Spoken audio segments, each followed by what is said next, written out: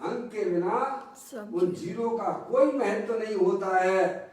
ऐसे ही धार्मिक क्रियाएं जिसमें अपना आत्मा का ज्ञान नहीं, जिसमें आत्मा का श्रद्धान नहीं, ऐसा ये सब जो संसार के कारण हो जाती है हमारी। ये भूल अंदर में रही है, अंदर में मान्यता नहीं बदली, अंदर में अभिप्राय नहीं बदला।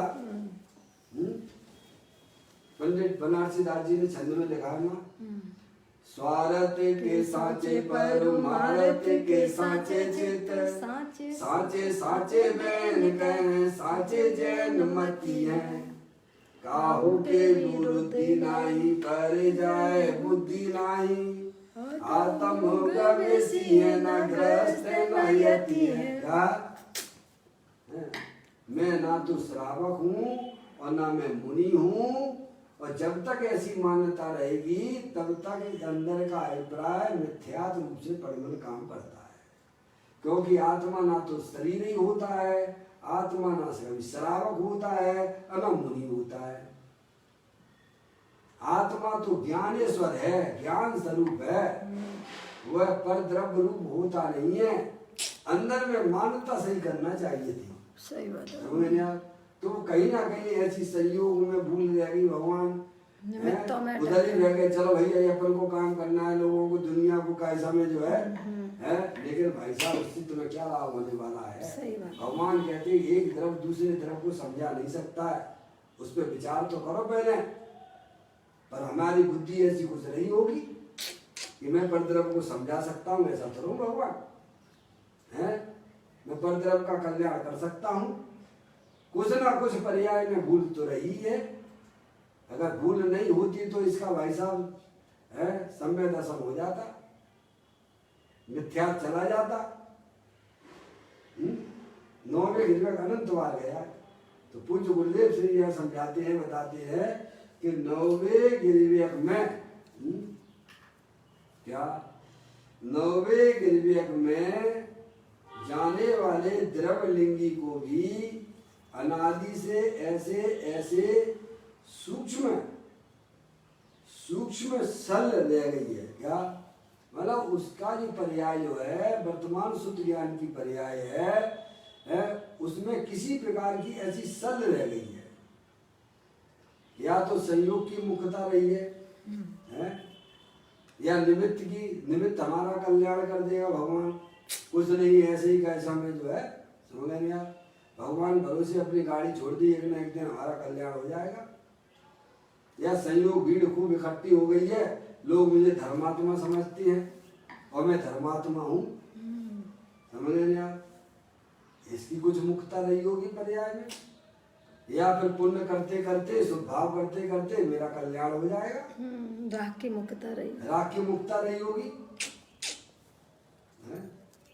इसीलिए कहते हैं कि उसे कुछ भी उसे अपनी भूल पता ही नहीं चला।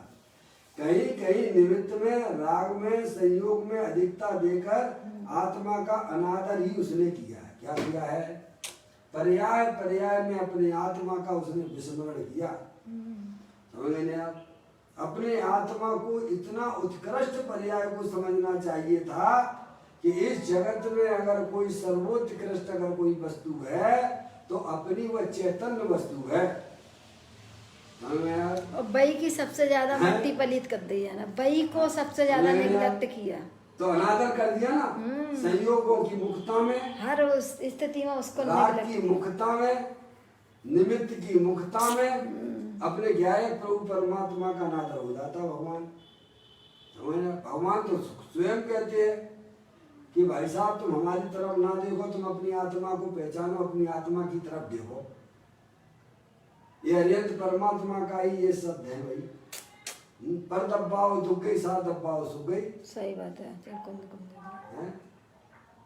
प्रवचन सारे उसमें अष्ट पावड़ी में, मोक्ष पावड़ी में 16वें नंबर पे आता है। सही बात। ये भगवान का ही संदेश है।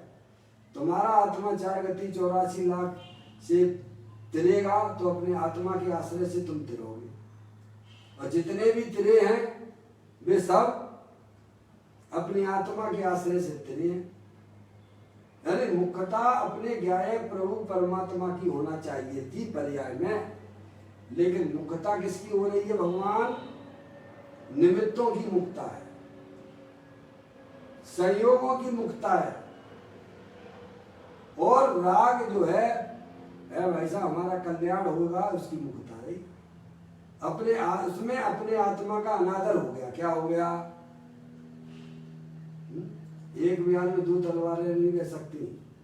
अगर पर द्रव्यों की मुक्तता चल रही है तो अपना क्या है? प्रभु परमात्मा के प्रति अनादर का भाव है। अगर पर्याय में राग की मुक्तता चल रही है तो अपने क्या है? प्रभु परमात्मा जो कि बीतराग स्वरूप है उसका अनादर होता है। भगवान समझ में नहीं आ?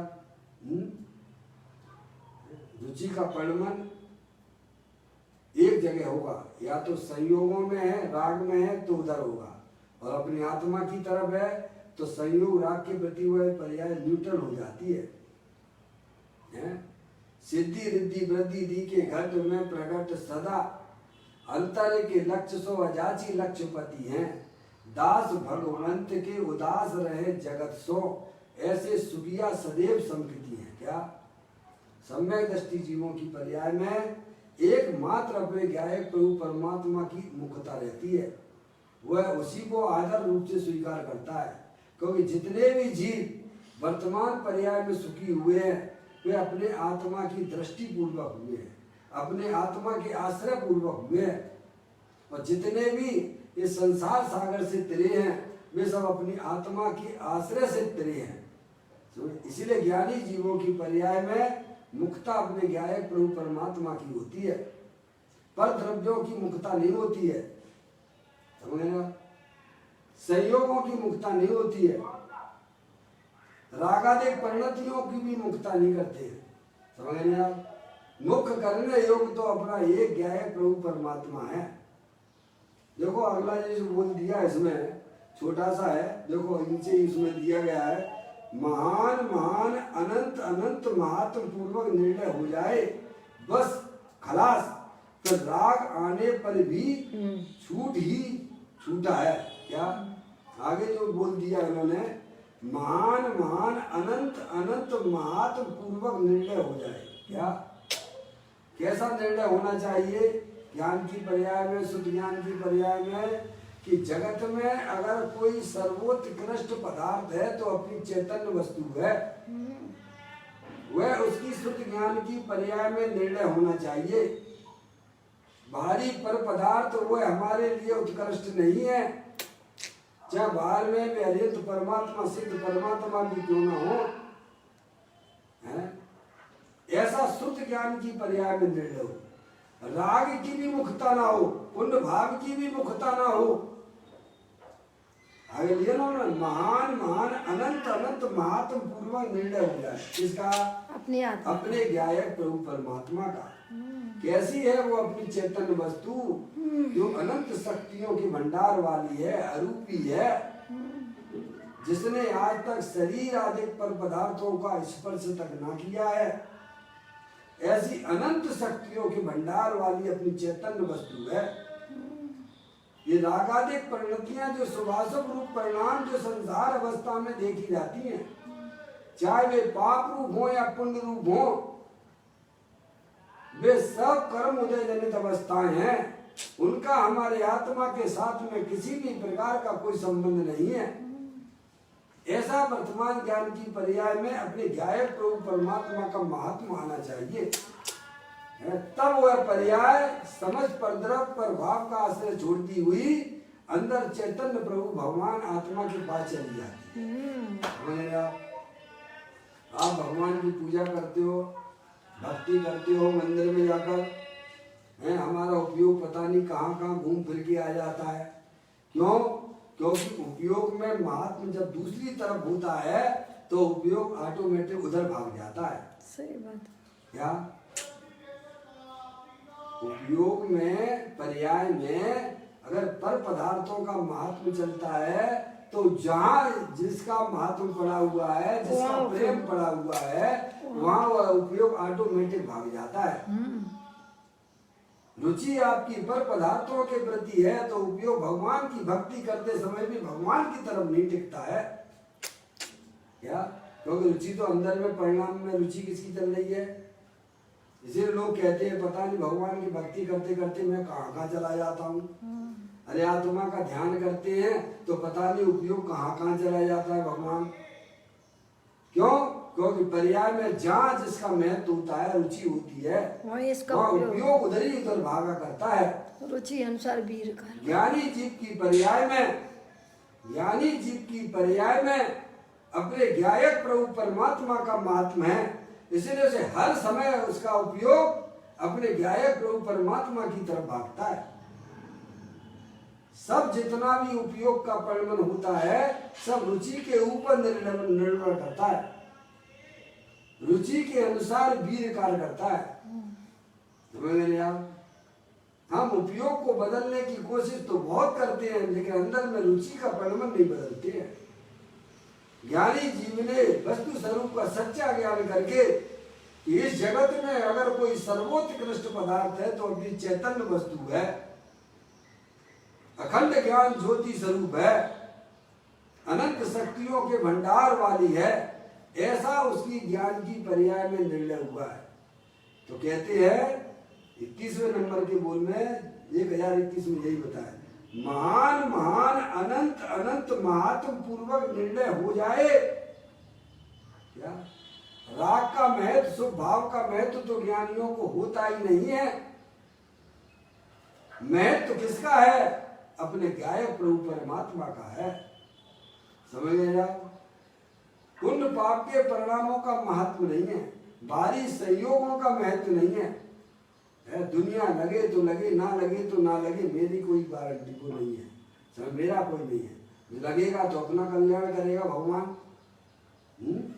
दुनिया समझे इस बात को, समझना हो समझे, ना समझे तो ना समझे, इतना भी वह विकल्प ज्ञानी अपने माथे नहीं लेता है। हमारी बुद्धि क्या होती, सबको भैया थोड़ा जान लिया सबको लगाने की रहती है। तो शुभ भाव हो सकता है लेकिन धर्म नहीं हो सकता भगवान। समझ गया? धर्म तो अपने आत्मा के आश्रय से होता है। जब पर्याय में अपने गायक प्रभु परमात्मा की महिमा आ जाती है, सिद्ध परमात्मा है पर्याय में अनंत सुखी है, हरियंत परमात्मा है पर्याय में अनंत सुखी है, साधु परमेष्ठी है वे निरंतर अपनी आत्मा का सेवन करते हैं, ऐसी चैतन्य वस्तु दे देवालय में विराजमान है। इसीलिए ज्ञानी सर्व दृष्टि जीवों की पर्याय में वास्तविक निर्णय है। जगत में सर्वोत्कृष्ट अगर कोई पदार्थ है तो अपना ज्ञान स्वरूपी भगवान आत्मा है, अरूपी है। ऐसी चैतन्य वस्तु ही वास्तव में समर्पण करने योग्य है, समझ आया? लक्ष्य करने योग्य है, ऐसा निर्णय होता है ज्ञानियों की पर्याय में, सर्व दृष्टि 14 गुण स्थान वालों को। तो कहते महान महान अनंत महत्वपूर्ण निर्णय हो जाए और कहते हैं खलास, फिर कहते हैं बस खलास। क्या कहते हैं? बस खलास। निर्णय हो गया भाई साहब, एक बार आपने निर्णय कर लिया भाई साहब मकान मेरा है, आपने निर्णय कर लिया अच्छी तरह से, तो आपका उपयोग देखो किधर भागते हो आप? कहीं नहीं भागता, दूसरे घर में जाते हो क्या? अरे आपने एक बार निर्णय कर लिया भाई साहब ये मकान मेरा है, तो आप दूसरे के मकान में जाओगे क्या? नहीं और जाते हो तो आपको निर्णय नहीं है। ऐसे ही ज्ञानी जीव ने यह निर्णय कर लिया कि चैतन्य घर वो मेरा घर है।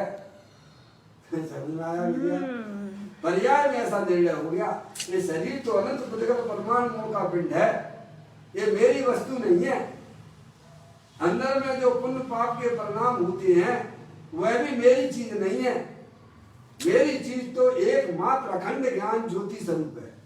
तो ऐसा उसकी पर्याय में निर्णय हुआ तो गुरुदेव श्री कहते बस खलास, या सब संसार खलास हो गया। समझ गया निर्णय में कितना दम है?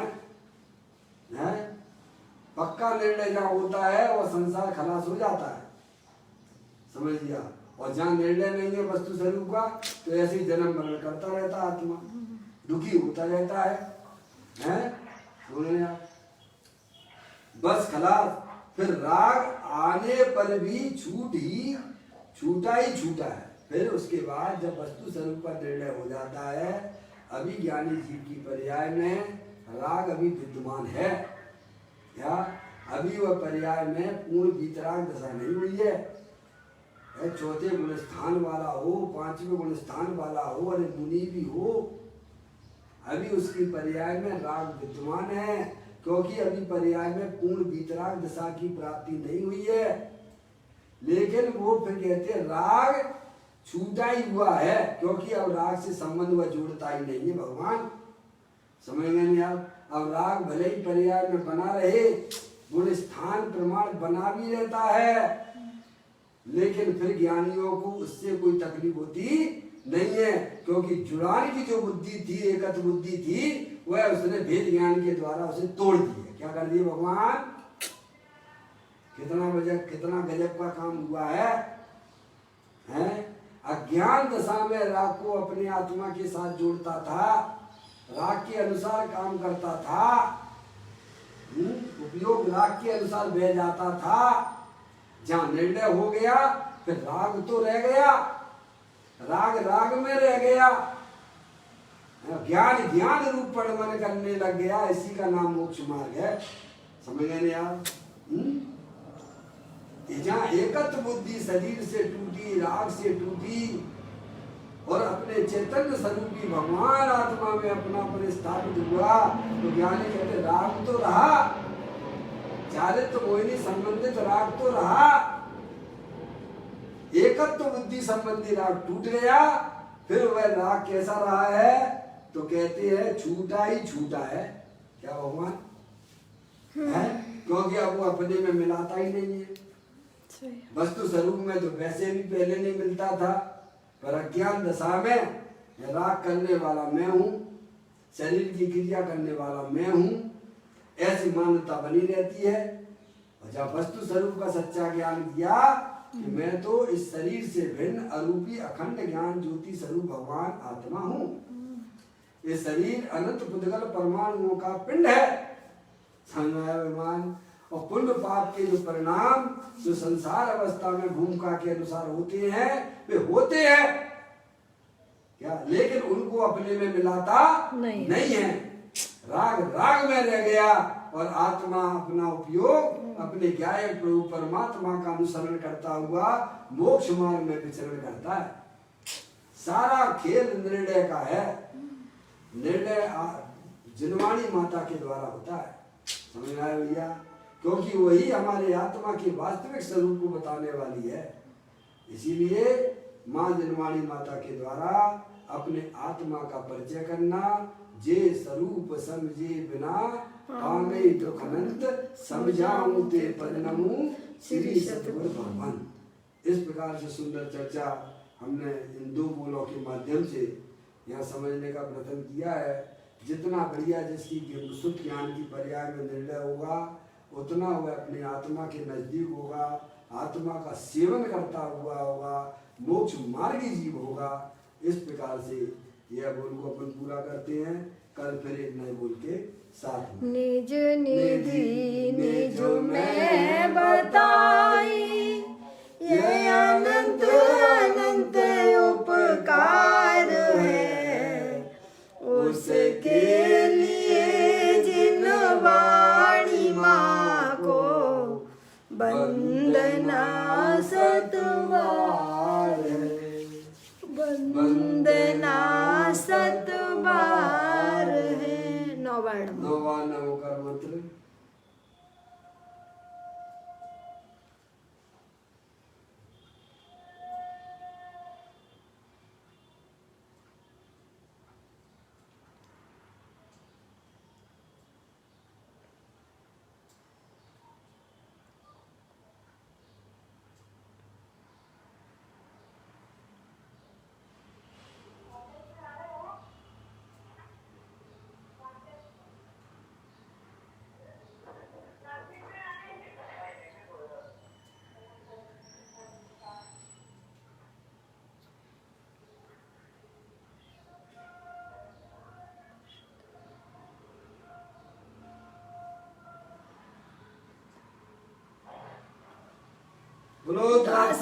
जिनवाणी माता की जय। महा